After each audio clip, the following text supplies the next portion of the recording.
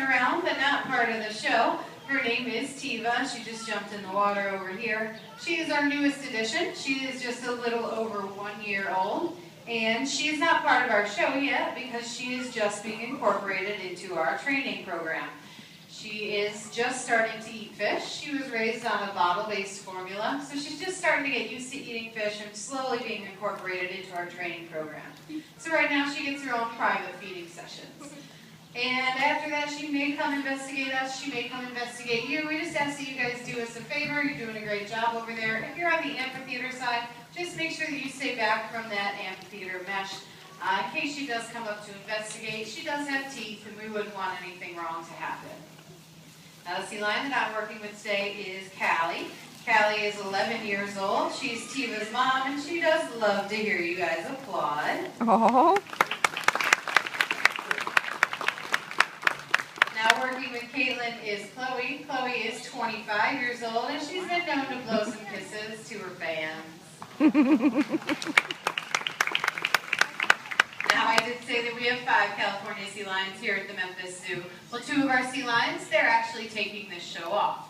The first is our oldest girl, Skimmer. Now Skimmer is 27 years old, and it sounds pretty old, and I hate to say it. If she were in the wild, it would be pretty old, right ladies? Yeah, it would. But here at zoos and aquariums, these guys can live well into their 30s. And that's all due to the great vet care they get and the unlimited supply of fish, which I think these girls are pretty excited about.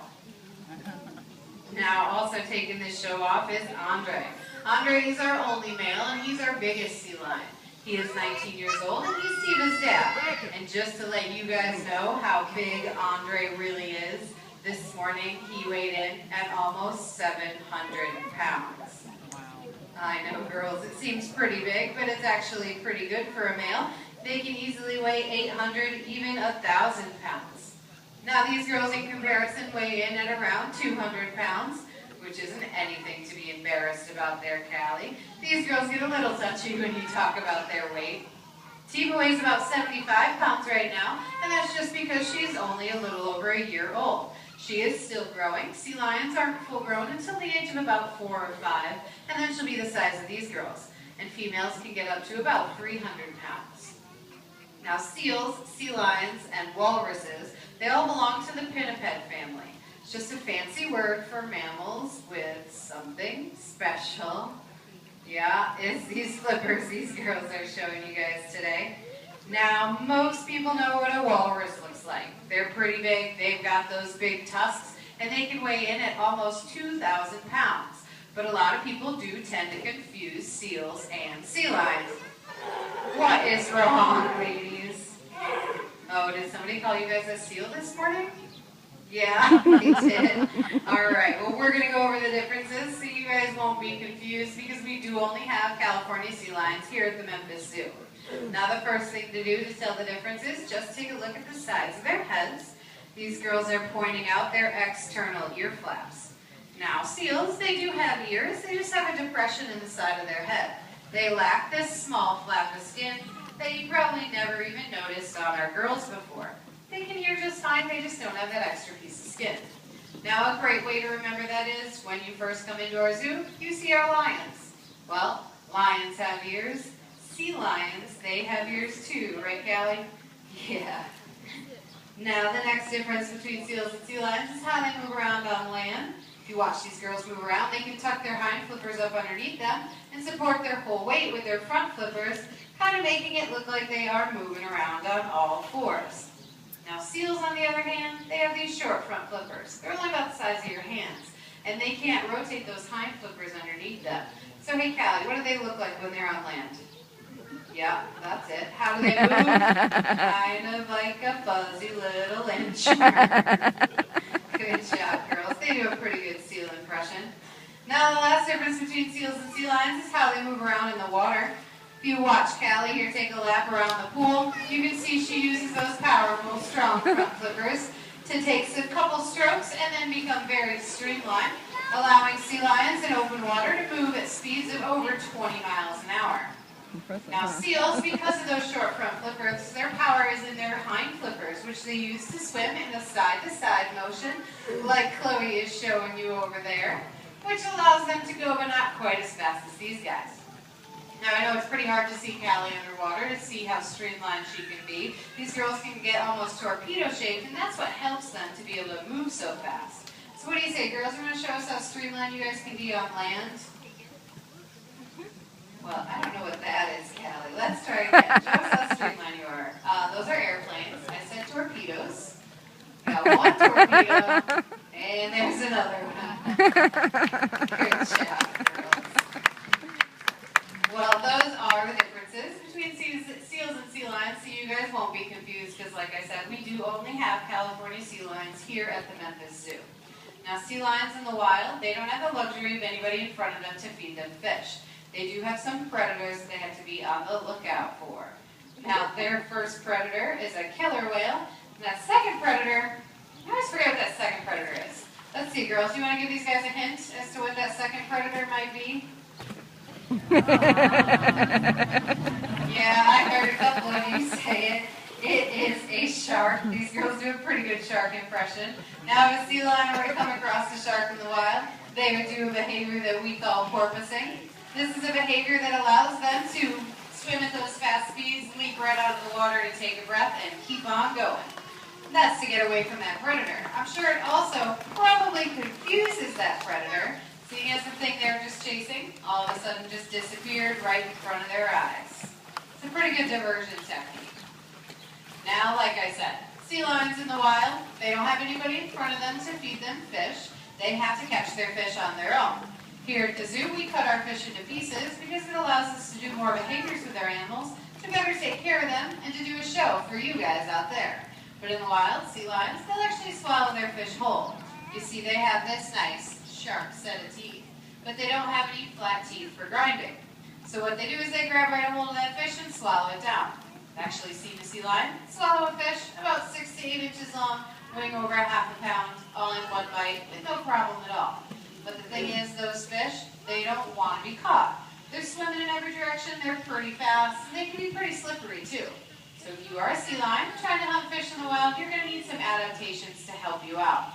Now, their first adaptation is those powerful, strong front flippers that they use to swim so fast in the water. Now remember, I did say this morning these girls weighed in at about 200 pounds. Well, what do you say, ladies? You want to show them how strong you are? We got one who wants to show it. Chloe, you can do better. There you go. Yeah, they can support their whole weight with those front flippers. And even Andre at 700 pounds can do this behavior with no problem at all. But the thing is, when you swim really fast in a big group of fish, what do? They scatter. They go in every direction. So you have to be pretty flexible to be able to chase those fish in all those directions.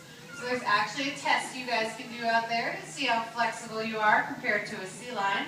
If you want to tip your head back for me and see how far you can look. I see a couple of you brave enough to try it.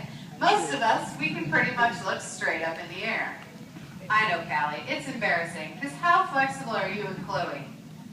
Yeah, they can touch their nose and their forehead to their back. That super flexibility helps them to be able to chase fish in all those directions. Now, the last thing that you might need if you are a sea lion trying to catch fish in the wild is some pretty keen eyesight. Sea lions can see both above and below the water, but you don't have to take my word for it. Let's see if we can get Chloe here to take a look under the water for us today. So she took her look, and she's looking. But Chloe, the big question is, could you see? Yeah? All right. Well, she can see underwater. You heard it right from the sea lion's mouth. But the thing is, sea lions, they can dive up to 800 feet deep. It gets super dark down there. There is no light that penetrates. So if you are a sea lion hunting that deep in the dark, you're going to need one more adaptation to help you find fish in the dark. That is where these whiskers come into play. Sea lions can actually move their whiskers forwards and backwards, and they're very sensitive to any small movement in the water. So those whiskers will let them know that maybe a fish has swam right in front of them and which direction they should go in. They can also use those whiskers in the sand to find crustaceans, or just in rock crevices to find fish that might be hiding from them. Now our sea lions here at the pool, they don't need to use all these adaptations to find their fish because, well, they found their fish. It's right in front of them.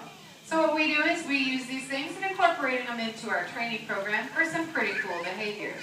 But speaking of behaviors, you're probably wondering how we're getting these animals to do the things we're asking them to do. Well, we use a form of training here at the zoo called operant conditioning.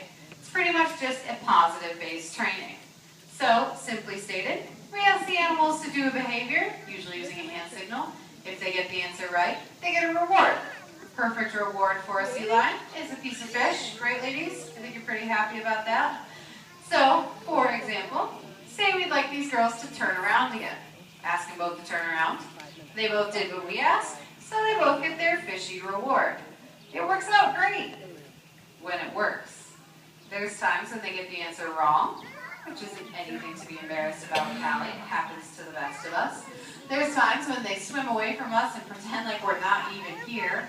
There have even been times where we've had all 4 adult sea lions out here for a show, and all they've done for the entire show is sleep the whole time. Now, it makes for a pretty boring show, but there's one thing we could never do to our animals here at the zoo. We could never punish our animals. Ladies, what are you talking about? We don't punish you guys. Oh, spankings. No, there are no sea lion spankings here at the Memphis Zoo. Despite what these girls are trying to tell you, they are just being silly. We do not punish our animals. We wouldn't dare. They're pretty big, they've got that nice sharp set of teeth, and we wouldn't want them to get the wrong idea. We like to keep everything as positive as possible. If they decide not to participate in a show, that's okay. It's their choice. We'll just save their fish and feed it to them later, because we'd also never let them go hungry. Now, we do train for a couple different reasons. The first is it gives these animals some pretty great exercise.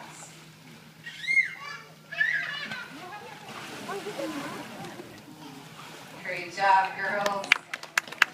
You guys got some fans up here. Not only do they get that physical exercise, but they get some mental exercise too, because they actually have to think pretty hard about what we're